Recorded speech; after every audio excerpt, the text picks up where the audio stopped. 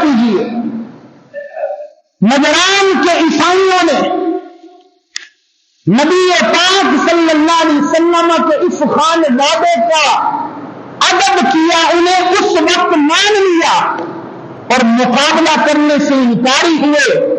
آج تک بھی عیسائی دنیا میں موجود ہیں۔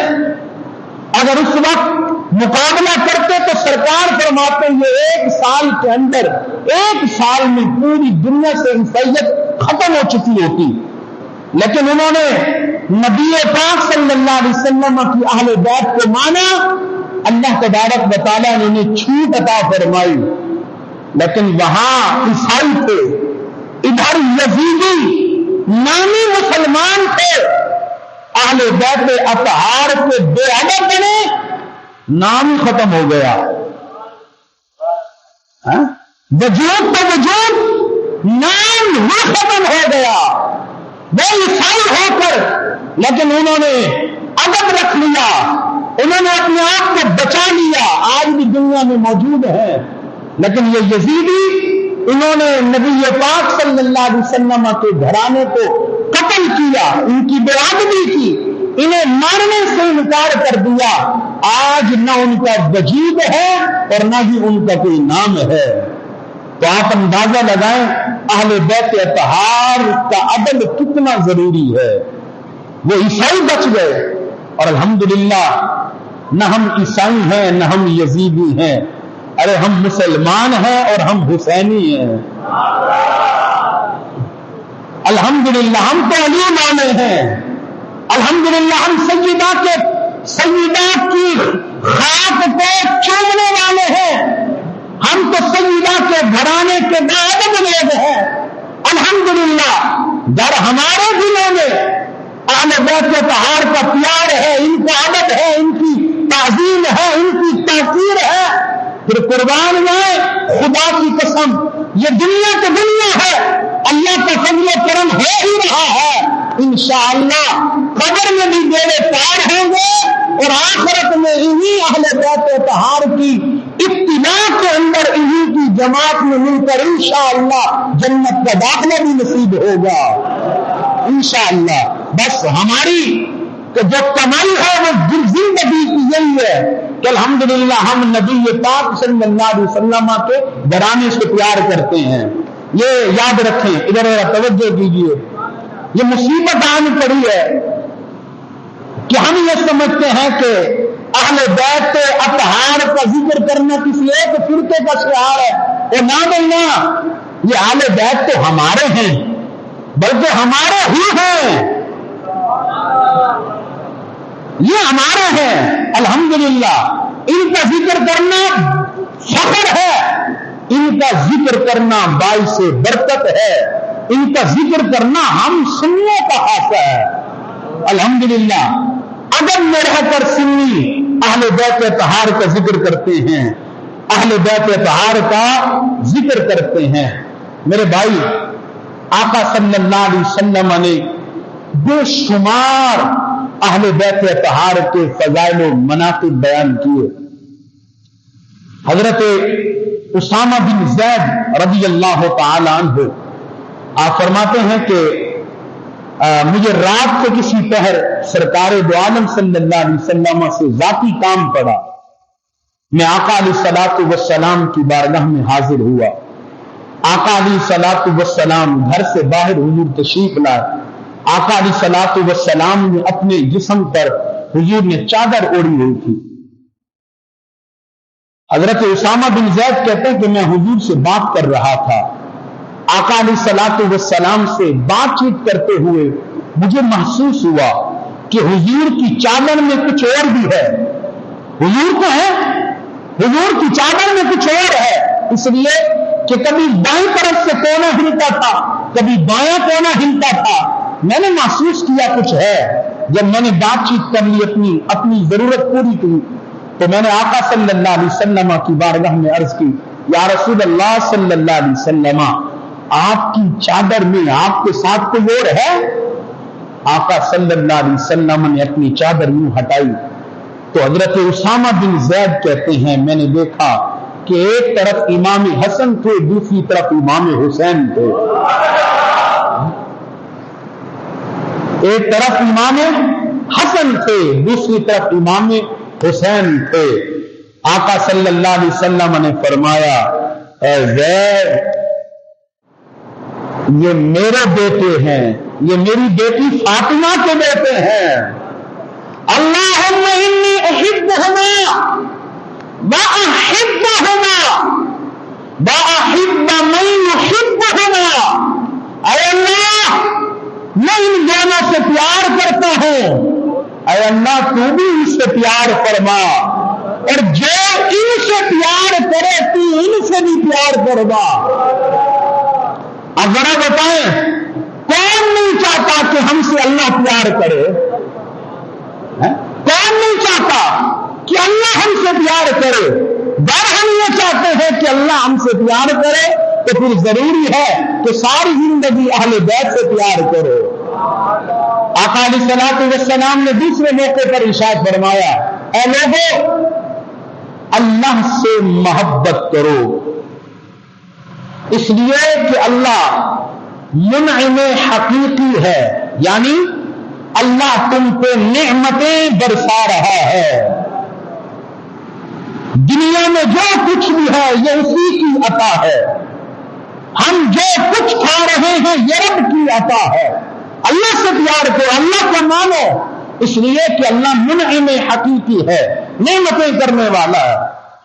اور فرمایا مجھ سے بھی پیار کرو، اس لیے کہ میں اللہ کا محبوب ہوں. کہیے نا سبحان اللہ. یار یہ کتنے بڑے اعزاز کی بات ہے کہ میں اللہ کا محبوب ہوں. اور پھر فرمایا میری اہل بیت سے پیار کرو. یا رسول اللہ، اللہ سے پیار کرے اس لیے کہ وہ انعام کر رہا ہے، نعمتیں عطا فرما رہے. آپ سے پیار کرے اس لیے کہ آپ اللہ کے محبوب ہیں. حسن و حسین سے کیوں پیار کریں؟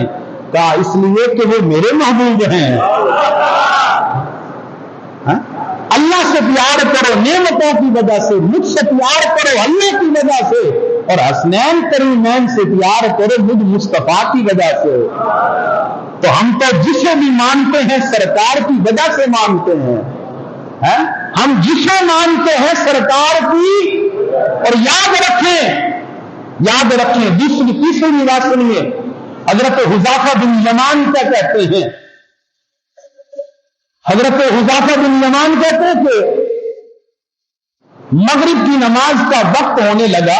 مغرب کی نماز سے پہلے میں اپنی والدہ ماجدہ کے پاس گیا. میں نے کہا امی جان اجازت چاہیے.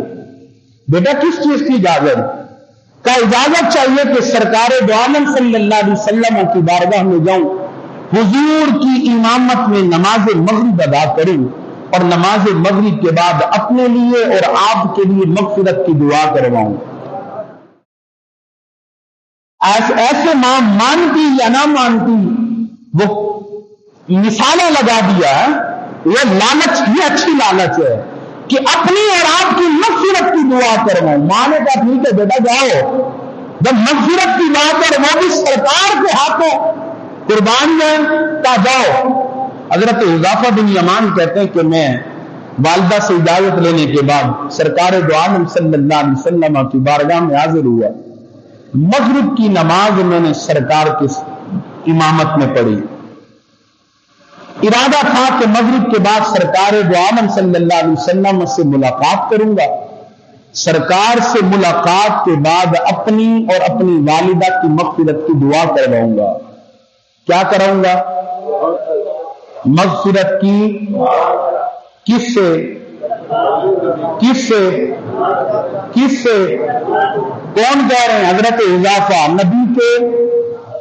نبی کے کام مدینے کیا لینے جاتے ہو؟ اللہ سے ڈائریکٹ مانگو. 15 صدیوں کے بعد جاہل تو سمجھتا ہے کہ اللہ سے ڈائریکٹ مانگو. نبی کے صحابہ نہیں سمجھتے تھے. رب گھر میں بیٹھ کے معاف نہیں کر سکتا تھا. حضرت حذیفہ بن یمان گھر میں بیٹھ کے دعائیں مغفرت نہیں کر سکتا وہیں بیٹھ کے اللہ سے مغفرت کی دعا مانگوں گا؟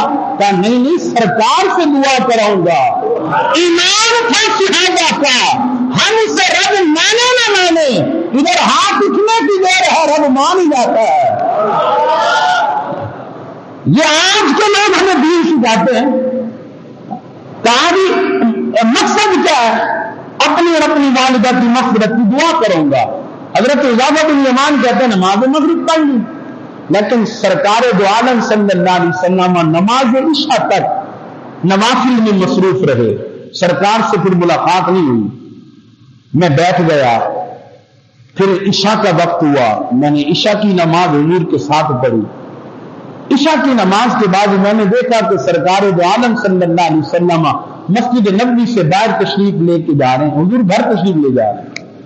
کہتے مجھے پریشانی لاحق ہوئی، ماں سے وعدہ کر آیا تھا، اب خالی ہاتھ لوٹوں گا، ماں پوچھے گی جواب کیا دوں گا؟ کہتے ہیں حضور مسجد نبوی سے باہر گئے، میں نے بھی آہستہ آہستہ قدم حضور کی عقب میں پیچھے سے جانا شروع کر دیا، میں ہلکے ہلکے قدم۔ جو آسمانوں کے راز جانتا ہے نا نبی، جس کی شان یہ ہو نماز کسوف پڑھائیں زمین پر اور ایک قدم اٹھائیں تو جنت میں پہنچ جائیں۔ یہاں تو دیوار کے پیچھے کے علم کی باتیں ہو رہی ہیں، ذرا دیکھیے منظر۔ حضرت حذیفہ بن یمان کہتے ہیں حضور کا رخ اپنے کا شانہ اطہر کی طرف ہے اور میں حضور کے عقب میں ہوں۔ آقا صلی اللہ علیہ وسلم نے میرے قدموں کی آواز سنی اور حضور رک گئے۔ حضور نے فرمایا من انت حذیفہ، کون ہو؟ حذیفہ ہو؟ میں نے عرض کی جی یا رسول اللہ حذیفہ ہو۔ پھر خود ہی فرمایا اللہ تمہاری اور تمہاری ماں کی بخشش فرمائے، بتاؤ کیسے آنا ہوا؟ اللہ تمہاری اور تمہاری ماں کی بخشش فرمائے، بتاؤ کیسے آنا ہوا؟ حضرت حذیفہ کہتے ہیں میں نے دل میں یہ خیال کیا آقا اسی کام کے لیے آیا تھا جو بغیر کہے آپ نے کر دیا۔ یہ تو وہ بارگاہ ہے نا، کہتے ہیں مدینے کیا لینا، یہ تو وہ بارگاہ ہے، دکھ سنانے نہیں پڑتے، دکھ بتانا نہیں پڑتے، یہ وہ بارگاہ ہے بتاؤ نہ بتاؤ۔ آقا صلی اللہ علیہ وسلم کی روایت ہے نا، حضور فرماتے ہیں میں پوری کائنات کو اس طرح دیکھتا ہوں جیسے میں اپنی ہتھیلی کو دیکھتا ہوں۔ ارشاد فرمایا میرے چاہنے والے کو کہیں پر بھی چھوٹی سی بھی تکلیف ہوتی ہے، اسے درد پہلے محسوس ہوتا ہے، میں پہلے احساس کر لیتا ہوں۔